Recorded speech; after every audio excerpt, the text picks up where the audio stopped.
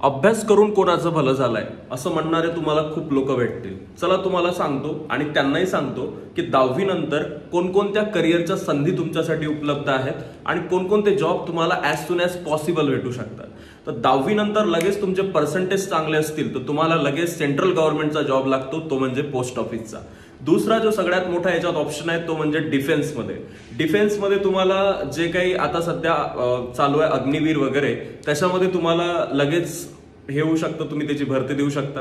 त्यानंतरचा तिसरा ऑप्शन आहे डिप्लोमास तुम्ही करू शकता, तुम्ही टेक्निकली इंजिनिअरिंग मध्ये करू शकता, ITIs मध्ये जाऊ शकता। त्यानंतर तुम्ही जे काही हॉटेल मॅनेजमेंटचे डिप्लोमाज असतात ते करू शकता, मेडिकल फील्डमध्ये लॅब टेक्निशियनचे जे डिप्लोमा असतात ते करू शकता।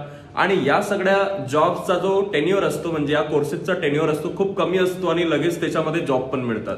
त्यानंतरचा जो मोठा पार्ट आहे तो आहे आपला 12वी नंतरचा विषय। 12वी नंतर तुम्ही जे सायन्स चूज केलं असेल तर त्यांच्यासाठी इंजिनिअरिंग, मेडिकल हे डोअर्स ओपन होऊन जातात। त्यानंतरही त्यांच्यामध्ये जर त्यांनी चांगलं ग्रॅज्युएशन केलं बेसिक लेवलला तरी ते सायन्स मधून टीचर होऊ शकतात, इंजिनियर, मेडिकल अँड ह्या सगळ्या गोष्टी करून तुम्हाला माहितीच आहे काय होतं। अँड एक्झॅक्टली आपण कॉमर्स कडे गेलो तर ते फायनान्स मध्ये जाऊ शकतात, ते बिझनेस करू शकतात, ते एंटरप्रिनरशिप करू शकतात। या सगळ्या गोष्टी त्यांच्यासाठी ओपन होतात। तुम्ही जर आर्ट्स कडे गेलात तर तुमच्यासाठी सोशल स्टडीज मध्ये किंवा टीचर साठी ज्या सगळ्या गोष्टी लागतात as a social we can say English teacher और सोशल स्टडी टीचर, ह्या सगळ्या गोष्टी तुमच्यासाठी ओपन होतात।